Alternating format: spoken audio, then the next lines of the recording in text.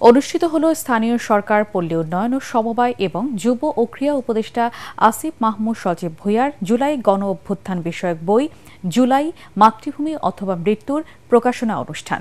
প্রথমা প্রকাশন থেকে প্রকাশিত বইটির উন্মোচন অনুষ্ঠানে জুলাই অভ্যুত্থানের অনেক না জানা কথা জানান লেখক।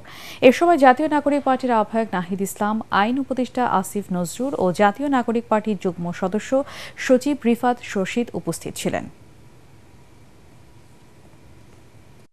গণঅভ্যুত্থানে যারা অগ্রসারীর নেতা ছিল তাদেরকে দিয়ে যখন অবাধ মিথ্যাচার চলে, জঘন্য মিথ্যাচার চলে, তখন আপনাদের মনে রাখতে হবে এটা জুলাইয়ের শত্রুদের কাজ। জুলাই থেকে আমরা শুরু করেছি এবং এই যে আমাদের জার্নিটা গণতান্ত্রিক লড়াই, এটা আমাদেরকে অব্যাহত রাখতে হবে। এই অভ্যুত্থানের ফসলটা মানুষের জন্য দীর্ঘমেয়াদে সংরক্ষিত করতে না পারি, তাহলে আবারও কোনো না কোনো ফরম্যাটে ফ্যাসিবাদ কিংবা স্বৈরাচার ফিরে আসার সুযোগটা থেকে যাবে।